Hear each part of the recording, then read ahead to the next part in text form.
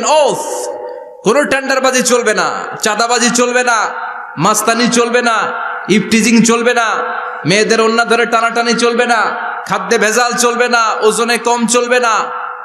অন্যায়গুলো সমাজ থেকে দূর করে দিতে হবে। চিৎকার করে বলেন ঠিক কিনা? এজন্য যুবকরা যদি ইসলাম মানে ভালো থাকবে বাংলাদেশ, যুবকরা যদি কোরআন মানে নিরাপদে থাকবে আমার লাল সবুজের পতাকা। এজন্য যুবকদেরকে সংঘবদ্ধ হতে হবে। যুবকদের জন্য ইসলাম প্র্যাকটিস করার সুযোগ আমাদের জন্য বাড়াইতে হবে। এজন্য যুবক ভাইয়েরা অলওয়েজ কিপ ফিট, এক্সারসাইজ করবা, খেলাধুলা করবা, জিমনেশিয়ামে যাবা। কারণ আল মুমিন আল কবি খায়রুম মিনাল মুমিন আদ দাঈফ। বিশ্বনবী বলেছেন শক্তিশালী মুমিন দুর্বল মুমিনের চাইতে আল্লাহর কাছে অনেক বেশি প্রিয়। সুবহানাল্লাহ। কারণ আমরা যারা দুর্বল, জিহাদের ময়দানে আমরা এক দৌড় দিয়া বেহুশ, ঠিক কিনা? এই যে ৭১ সালে পাক হানাদার বাহিনীদের সাথে যুদ্ধ করছে কি বুড়া মানুষেরা? না, আমার দামাল ছেলেরা, যুবক ভাইয়েরা। বিশ্বনবী সাল্লাল্লাহু আলাইহি ওয়াসাল্লাম অলওয়েজ ফিট থাকতেন। আমরা শুনছিলাম উনি দেখতে কেমন ছিলেন? 6 প্যাক ছিলেন।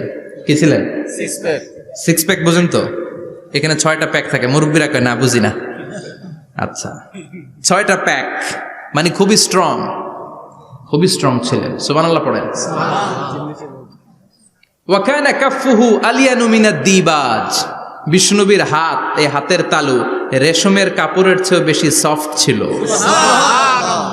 Softer than silk, softer than silk. সিল্কের চাইতে বেশি সফট।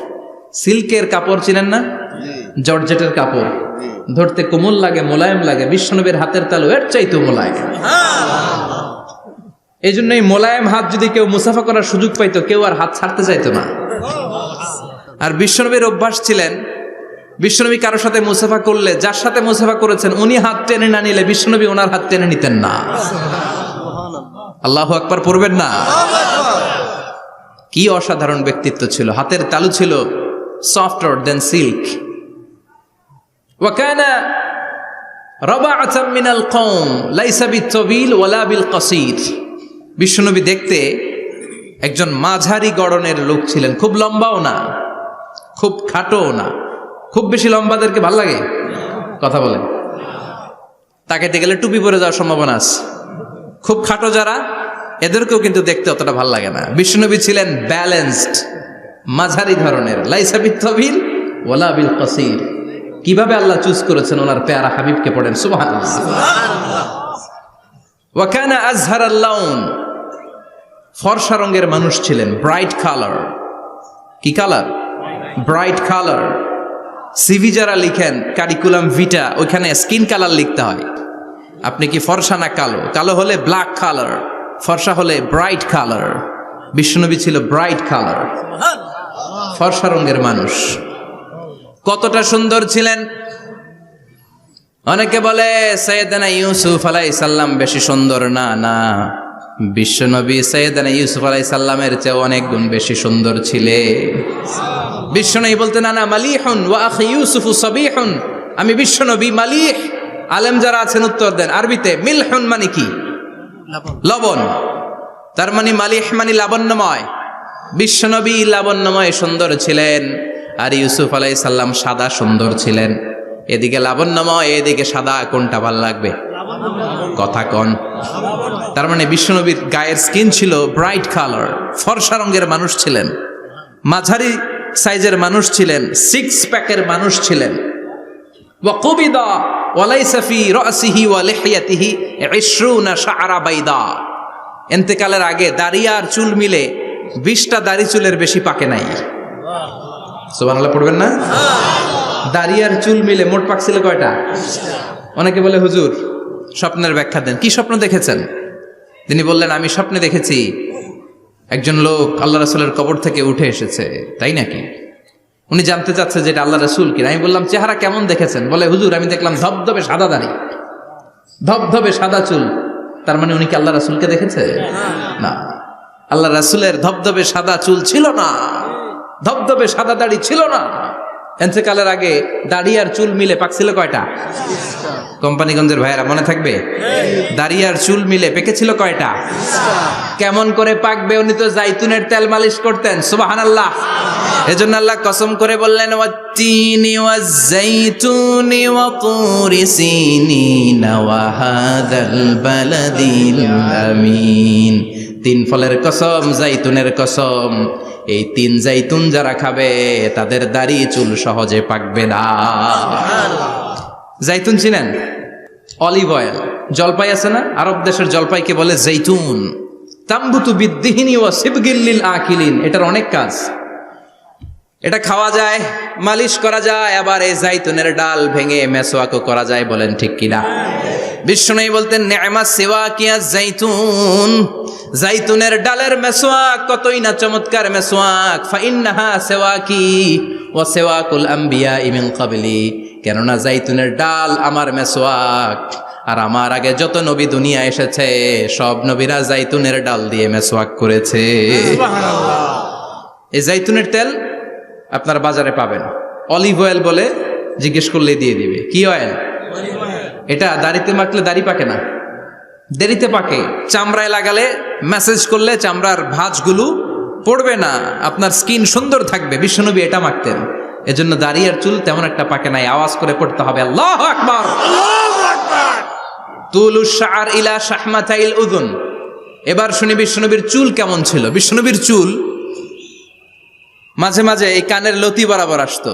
ইলা শাহমাতাইল উযুন মানে বড় চুল রাখতেন। হেয়ার কাটটা ছিল লং হেয়ার কাট, মাঝে মাঝে কানের লতির মাঝামাঝি, আর কখনো কখনো কাঁধ বরাবর। ইলাল মানকিবাইন, তিন সিস্টেমে রাখতেন। কানের মাঝ, কানের লতি, কাঁধ বরাবর। ইয়াংরা মহা খুশি যে বড় চুল রাখার দলিল পাইছি। সুন্নতের নিয়তে রাখতে হবে, একটা ভদ্র কাটিং হইতে হবে। আর ইউনিভার্সিটি আর স্কুলের স্টুডেন্ট হলে ইউনিভার্সিটির ড্রেস কোড, হেয়ার কাট মেনে চলতে হবে, ঠিক কিনা? আর সুন্নাতের নিয়তে যদি রাখতে চাও একটা ভদ্রতা থাকতে হবে, একটা সৌন্দর্য থাকতে হবে। ইদানিং অনেক ছেলেরা খুব অদ্ভুত কাটিং দেয়, এই হেয়ার কাটগুলো নিষিদ্ধ। একটা হেয়ার কাট আছে কাজাহ, নাহা রাসূলুল্লাহি আনিল কাজাহ। বিশ্বনবী কাজাহ কাটিং দিতে নিষেধ করেছেন। কাজাহ মানে চুলের কিছু অংশ ট্রিম করে চামড়ার সাথে লাগানো, কিছু অংশ বড় বড়, এরকম আছে না নাই? এটারে আমি বলি ঘোড়া কাটিং। কি কাটিং? ঘোড়া কাটিং। ঘোড়ার মাথায় এরকম লম্বা চুল আছে না নাই? কেউ যদি এখানে থেকে থাকো মাইন্ড করো না, নেক্সট ডে আর এই হেয়ার কাট নিবা না, ঠিক কিনা? রাজি আছি তো? আমার যুবকরা পছন্দ করে বেশি, আমিও পছন্দ করি ওদেরকে খুব বেশি। ওরা আমার কথা বুঝে বেশি, আমিও ওদের হৃদয়ের কথা বুঝি বেশি, এজন্য এগুলো ভালোবেসে বলি। যদি কেউ নিয়ে থাকো এই নিষিদ্ধ হেয়ার কাট, সামনে আর নিবা না। ইনশাআল্লাহ পড়ো, আর জোরে ইনশাআল্লাহ। ওয়া কানা ইউফাররিকু বাইনা শা'রি, চুলের মাঝখানে বিষ্ণুনবী সিঁথি করতেন। আপনারা কাজী নজরুল ইসলামের ছবি দেখেছেন? দেখবেন যে উনি মাঝখানে সিঁথি করতেন। বিষ্ণুনবী এভাবে মাঝখানে সিঁথি করে সিঁথির মাঝখানে আতর ঢেলে দিতেন। কেন ঢেলে দিতেন? যেখানেই সেজদা দিতেন ওই জায়গায় আতরের ঘ্রাণে আমুদ হয়ে যেত।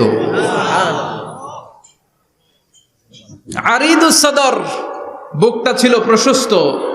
ওয়া কানা বাইনা কাতিফাইহি খাতামুন নবুওয়া, আর পিঠের মধ্যে কাজিররিল হাজালা, কবুতরের ডিমের মতো একটা মাহরুন নবুওয়া ছিল।